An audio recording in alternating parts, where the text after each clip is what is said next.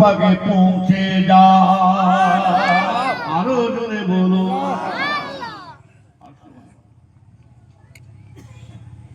আল্লাহ রাসূল বিলালকে ডাকলেন, বাবা বিলাল কি আমল করব? ইয়া রাসূলুল্লাহ, হুজুর আমি নামাজ রোজা তাসবিহ তেলাওয়াত করে হুজুর তাহাজ্জুদ হুজুর নামাজ পড়ে, ইয়া রাসূলুল্লাহ হুজুর আমি নামাজ ইবাদত নফল ইবাদত কাজ করে হুজুর, তবে হুজুর আমি কিন্তু নামাজ রোজা করি, তবে আল্লাহ কবুল করছে কি বলতে পারে না। তবে ইয়া রাসূলুল্লাহ এমন বেশি কিছু আমল করতে পারি না। রাসূলুল্লাহ বলেছিলেন, বাবা বিলাল আমি রাসূলুল্লাহ বিশ্বাস করব না, কেননা তুমি এত বড় আমল করা শুরু করেছো, তুমি এত বড় আমল করো। আমি রাসূলুল্লাহ যখন সিদরাতুল মুনতানে গিয়েছিলাম, সিদরাতুল মুনতানে একটা আওয়াজ শুনতে পেয়েছিলাম, ঠকাস ঠকাস ঠকাস করে আওয়াজ হয়। আমি রাসূলুল্লাহ যখন হুজুর আমি আল্লাহ রাসূল বলছেন, বাবা বিলাল আমি রাসূলুল্লাহ শব্দটা ভালো করে শুনি, কিসের আওয়াজ?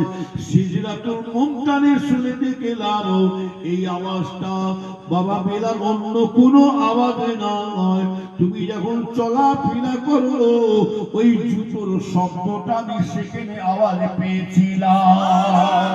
ও বাবা বিলাল কি আমল করো বাবা? ইয়া রাসূলুল্লাহ আমি নামাজ রোজা তাসবিহ তেলাওয়াত করি বটে, তবে ইয়া রাসূলুল্লাহ হুজুর আমি যখনই উযু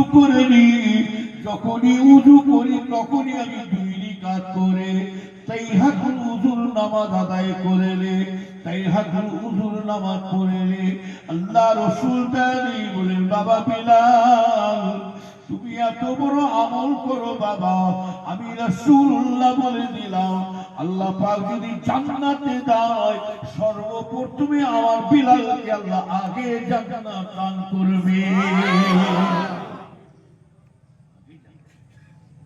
হযরত বিলাল শেষমেশ চিন্তা করছে, রাসূল আমাকে বললে সবার আগে জান্নাতে যাবে।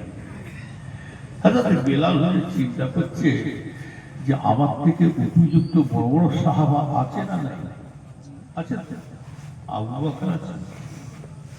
রাসূলুল্লাহ নিজে বলেছেন, আমার উম্মতেরা যদি উহুদ পাহাড় নামে সোনা করে দেয়, আমার একটা সাহাবাদের এক মুঠো জবে সমতুল্য হতে পারবে না।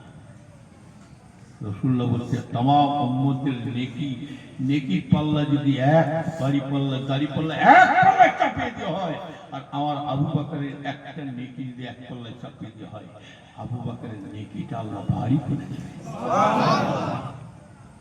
সেই বিলাল চিন্তা করছে আমার উপযুক্ত বড় বড় আল্লাহ নবীর সাহাবা আছে, আমার থেকে বড় সাহাবা, তার থেকে আমি আগে যাব।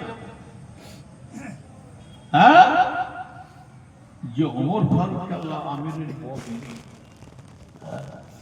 তার থেকে জান্নাত, হযরত উসমানের থেকেও আগে জান্নাত। যে উসমানের নাম ছিল দুটো, একটা হলো উসমান গনি আর একটা হচ্ছে জিন্নুর আইন। হযরত উসমান হুজুরের কয়টা লাগা? একটা হচ্ছে উসমান গনি, বিশাল সম্পদ।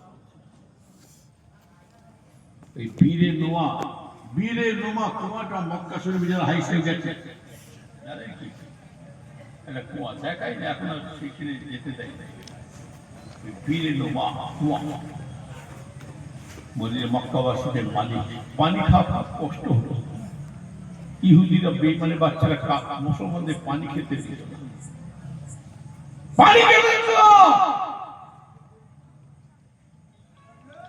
পানি খাওয়ার খুব কষ্ট